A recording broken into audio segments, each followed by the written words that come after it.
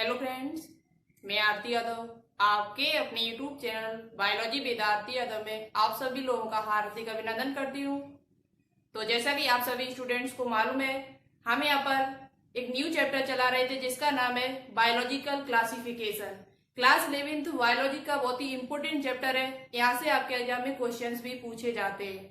तो जैसा कि आप सभी स्टूडेंट्स को मालूम भी है, हम यहाँ पर किंगडम मोनेरा, किंगडम प्रोटिस्टा और साथ ही साथ किंगडम फंजाई को भी कंप्लीट करा चुके हैं। किंगडम फंजाई की लगभग 3 वीडियो हमारी बन चुकी है, आपने देखी भी होगी और आप अच्छे से इस टॉपिक को कंप्लीट भी कर चुके होंगे। किंगडम फंजाई में क्या होता है, इसे कैसे इसका वर्गीकरण किया गया है और इसका पोषण किस प्रकार से होता है, जनन किस प्रकार से होता है, ये सभी चीजें हम आपको बता चुके हैं। ठीक है, तो पिछली वीडियो में हमने आपसे कहा था कि हम आपको किंगडम फंजाई से जो भी टॉप एमसीक्यू होंगे वो सभी एमसीक्यू हम आपको कराएंगे।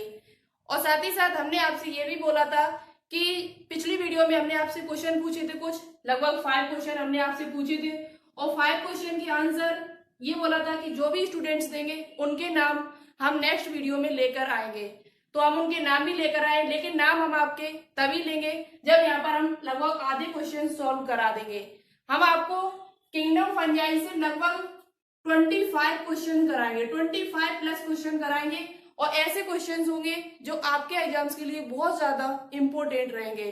शायद आपको इसी क्लास से कुछ क्वेश्चन एग्जाम में देखने को भी मिल सकते हैं और ये सभी क्वेश्चन जितने भी नाम हमने थंबनेल पर लिखे हुए सभी के लिए इंपॉर्टेंट है। ठीक है, तो चलिए टाइम ना वेस्ट करते हुए स्टार्ट करते हैं आज की क्लास को।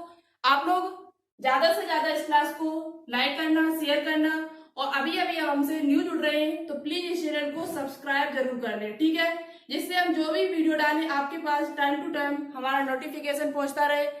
तो चलिए स्टार्ट करते हैं किंगडम फंजाई से टॉप एमसीक्यू। किंगडम फंजाई से लिए हुए कुछ टॉप एमसीक्यू है, देखते हैं आज का हमारा क्वेश्चन नंबर फर्स्ट क्या है।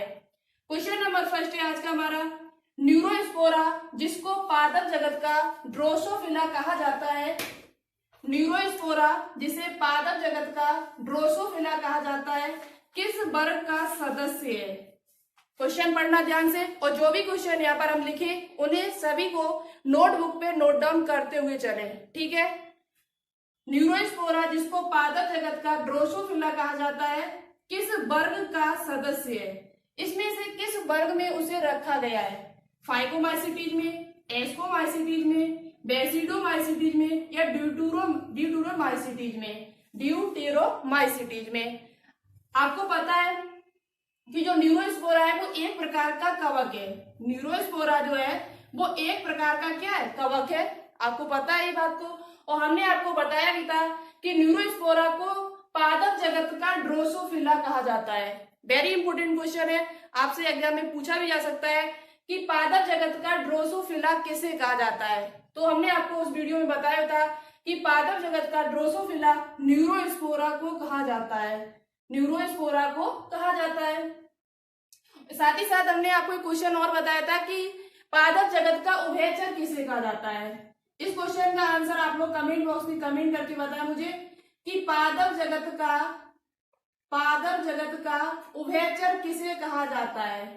उभयचर, पादप जगत का उभयचर किसे कहा जाता है, इस क्वेश्चन का आंसर आप लोग कमेंट बॉक्स में कमेंट करके जरूर बताएं हमको। ठीक है, तो चलिए बात करते हैं क्वेश्चन पर।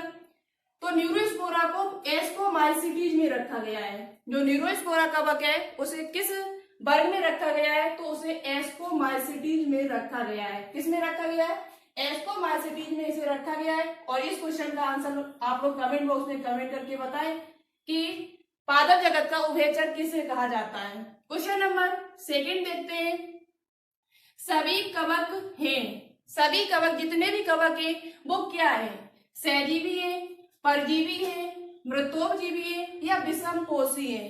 तो देखो आप लोगों को पता है, मैंने पिछली वीडियो में बताया था, जो फर्स्ट वीडियो हमारी कवक से डली हुई है उसमें हमने आपको बताया था कि जितने भी कवक होते हैं वो सभी विषमपोषी होते हैं। कैसे होते हैं, विषमपोषी।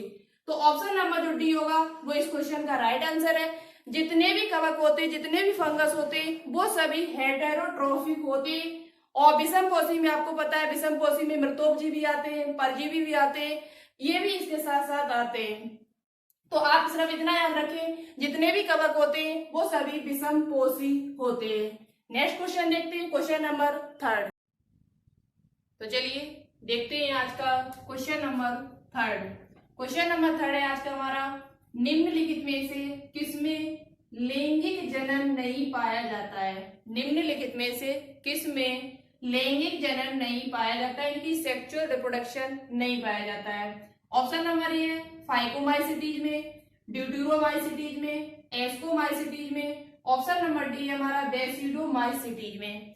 तो हमने आपको पिछली वीडियो में बताया हुआ था, बहुत ही अच्छी तरीके से समझाया हुआ था कि जो हमारा ड्यूटेरोमाइसिटीज होता है उसे इम्परफेक्ट फंजाई के नाम से जाना जाता है। क्यों जाना जाता है?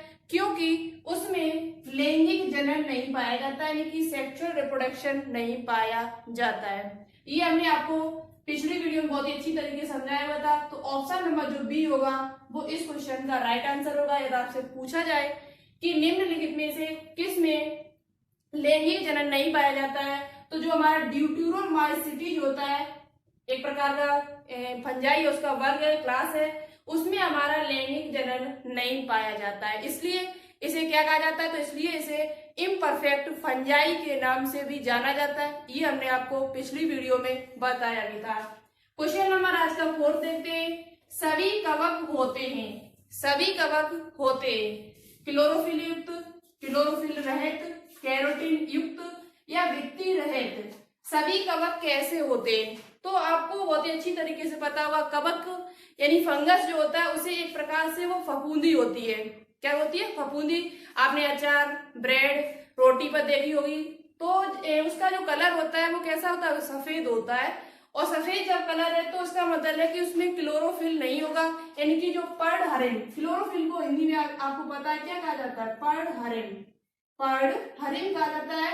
यानी कि इनका कलर है वो क्लोरोफिल में क्लोरोफिल नहीं पाया जाता है, उसका कलर कैसा है? सफेद। तो इसका मतलब हुआ जितने भी कवक होते हैं वो सभी क्लोरोफिल रहित होते हैं, यानी कि उनमें क्लोरोफिल नहीं पाया जाता है।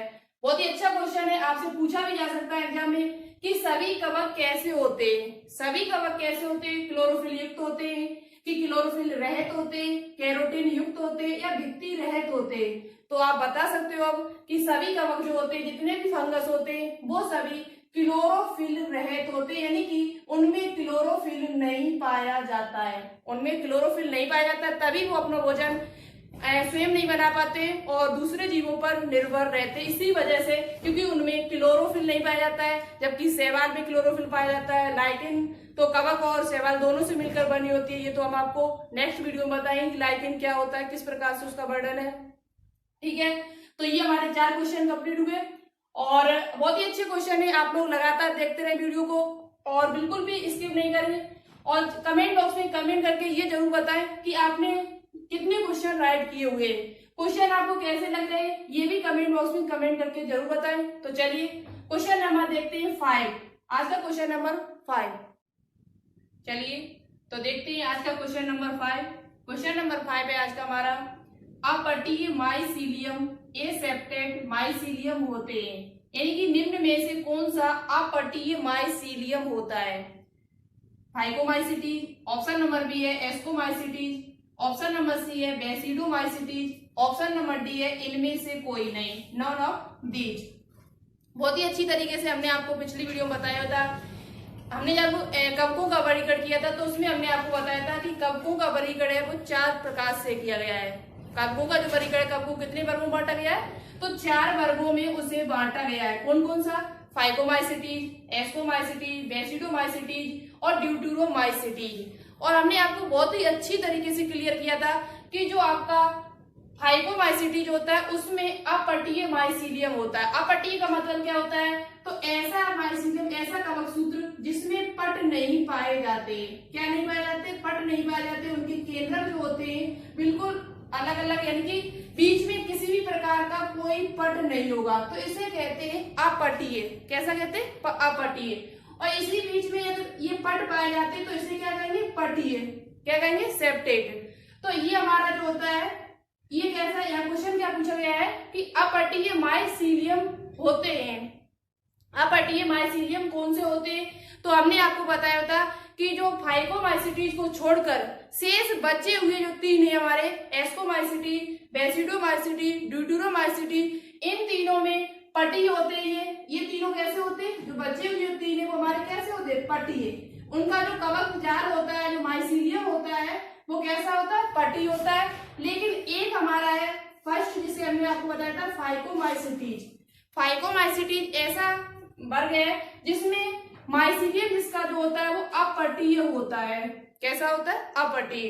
तो ऑप्शन नंबर जो ए लिखा है फाइकोमाइसीटी, ऑप्शन नंबर बी लिखा है एस्कोमाइसीटी, ऑप्शन नंबर सी लिखा है बेसिडोमाइसीटी, ऑप्शन नंबर डी लिखा है इनमें से कोई नहीं। तो आपको अच्छे से क्लियर हो चुका होगा कि जो हमारा फाइकोमाइसीटी है उसमें उसका जो कवक जाल होता है वो किस प्रकार से होता है। फाइकोमाइसीटी का जो कवक जाल है वो कैसा होता है, अपपटीय होता है। फाइकोमाइसीटी का जो कवक जाल होता है वो कैसा होता है, अपपटीय होता है। शेष बचे हुए जो तीन है उनका जो माइसीलियम है वो कैसा होता है, पटी होता है, इनकी सेप्टेट होता है। कैसा होता है, सेप्टेट होता है। बहुत ही अच्छी तरीके से याद कर लेना, पूछा भी जाता है एग्जाम में कि निम्न में से किसमें अपपटीय माइसीलियम पाया जाता है। तो आप बता सकते हो कि जो फाइकोमाइसीटीज है इसमें अपपटीय माइसीलियम पाया जाता है। ठीक है, क्वेश्चन नंबर देखते हैं 6 आज का। क्वेश्चन नंबर 6 है हमारा, ईस्ट तीव्रता से वृद्धि करती है। ईस्ट तीव्रता से किसमें वृद्धि करती है। ईस्ट का मतलब खमीर। ईस्ट को आप खमीर भी बोल सकते हो।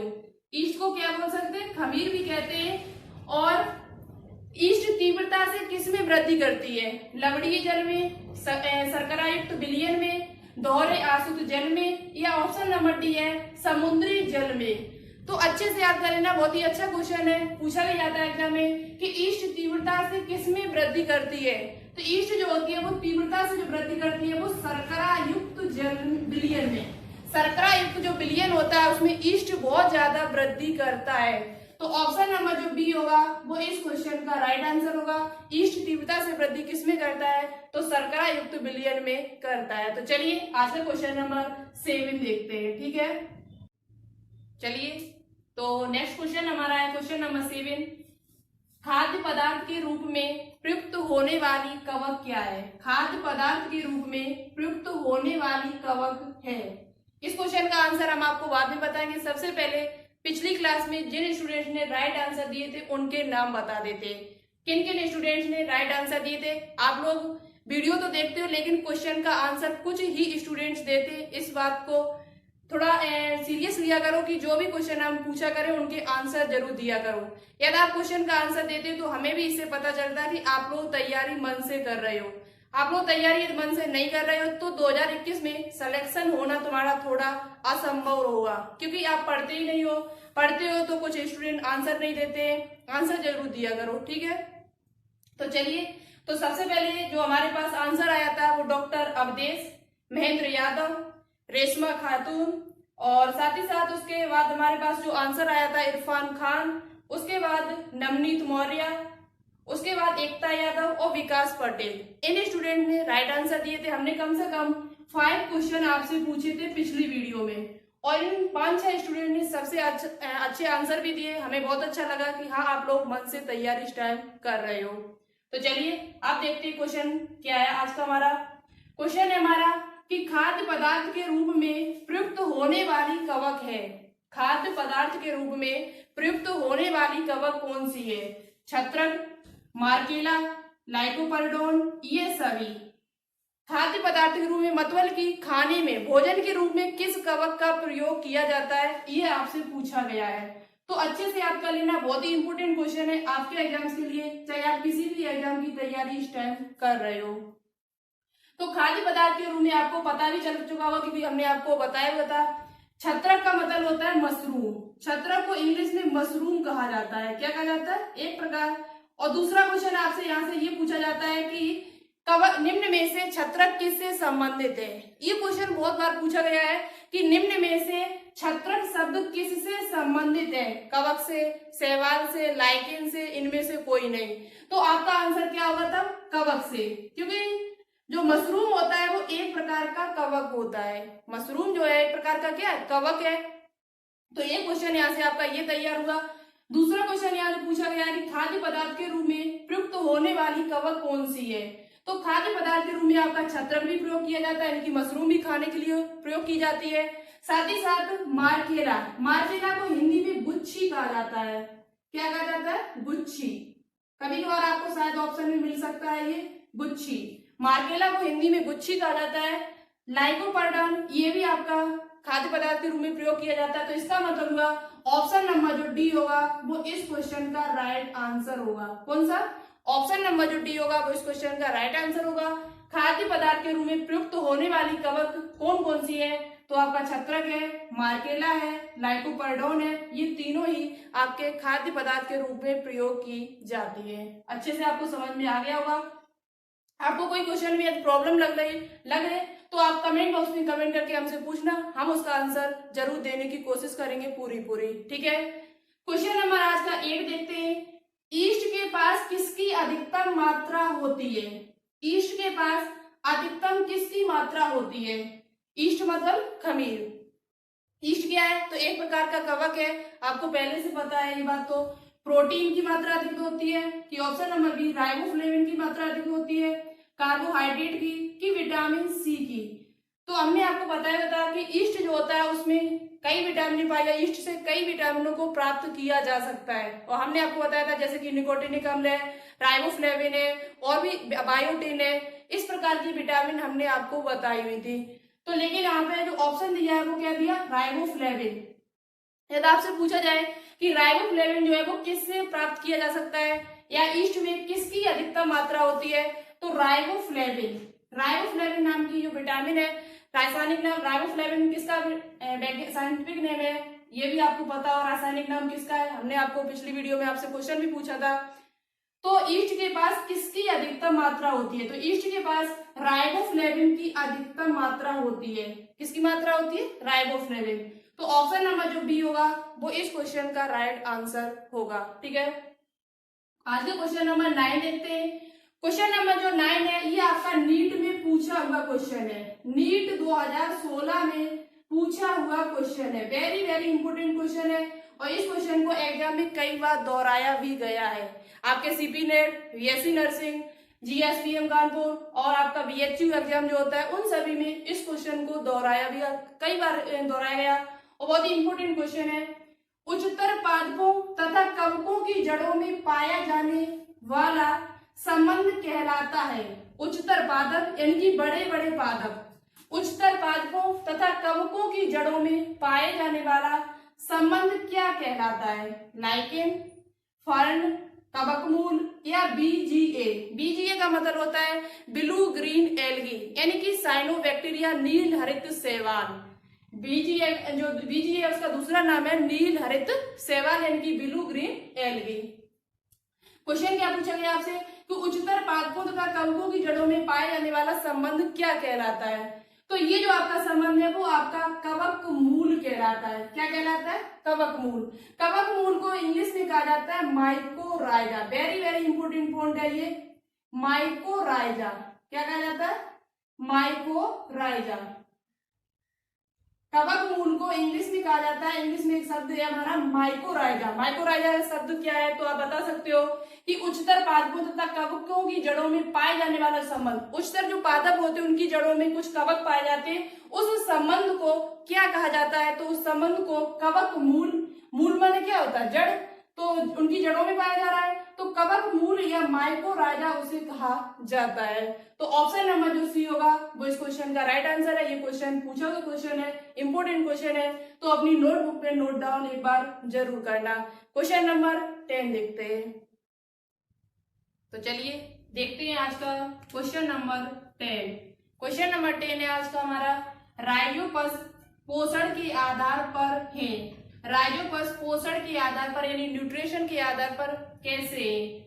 ऑप्शन नंबर ए परजीवी होते हैं, स्वपोषी होते हैं, विकल्पी मृतोपजीवी होते हैं या पूर्ण मृतोपजीवी होते हैं। तो सबसे पहले राइजोपस के बारे में एक पॉइंट और आपको अच्छे से याद कर लेना है।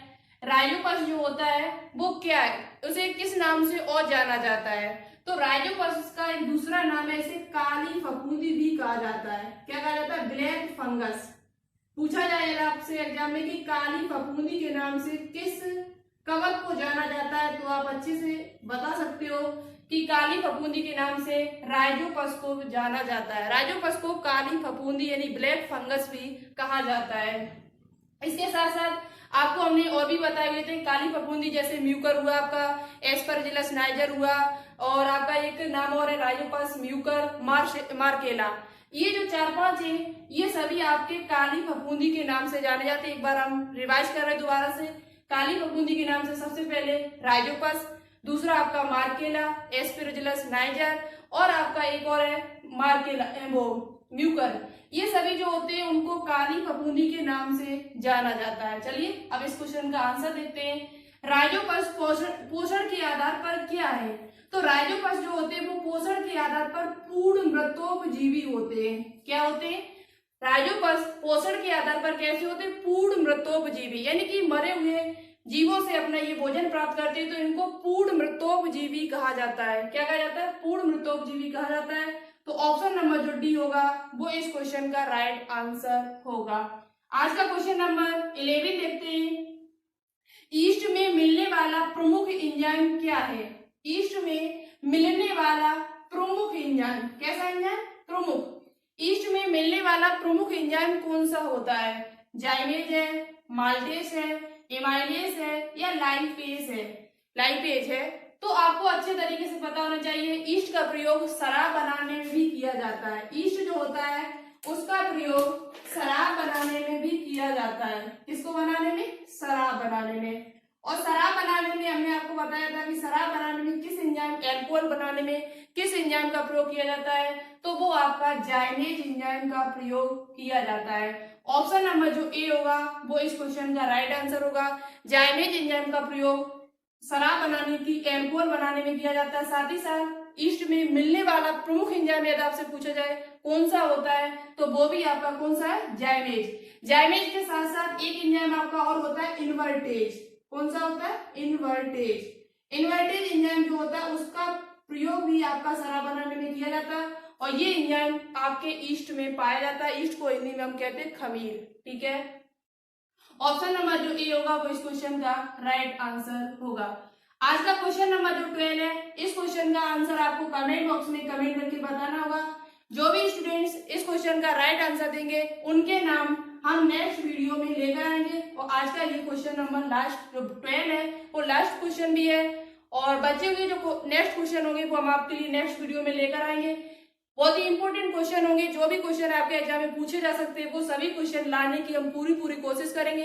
तो लगातार आप लोग हमारे साथ जुड़े रहिएगा। ठीक है, क्वेश्चन नंबर 12 आज का हमारा, राइजोपस किस वर्ग का सदस्य है?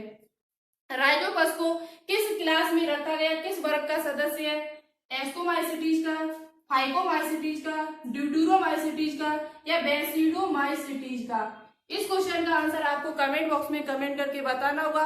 जो भी स्टूडेंट्स इस क्वेश्चन का राइट आंसर देंगे उनका नाम हम नेक्स्ट वीडियो में लेकर आएंगे। बचे हुए जो एमसीक्यू होंगे हमारे किंगडम फंजाई से जो आपके एग्जाम में पूछे जा सकते हैं वो सभी क्वेश्चन हम आपके लिए नेक्स्ट वीडियो में जरूर लेकर आएंगे।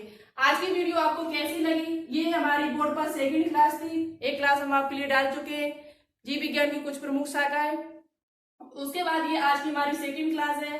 कैसी लगी कमेंट बॉक्स में कमेंट करके जरूर बताएं।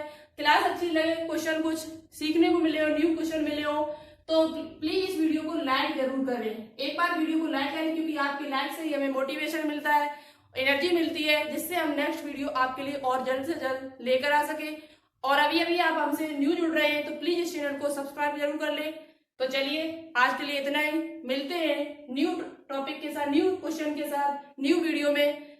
तो चलिए ओके, जय हिंद, जय भारत।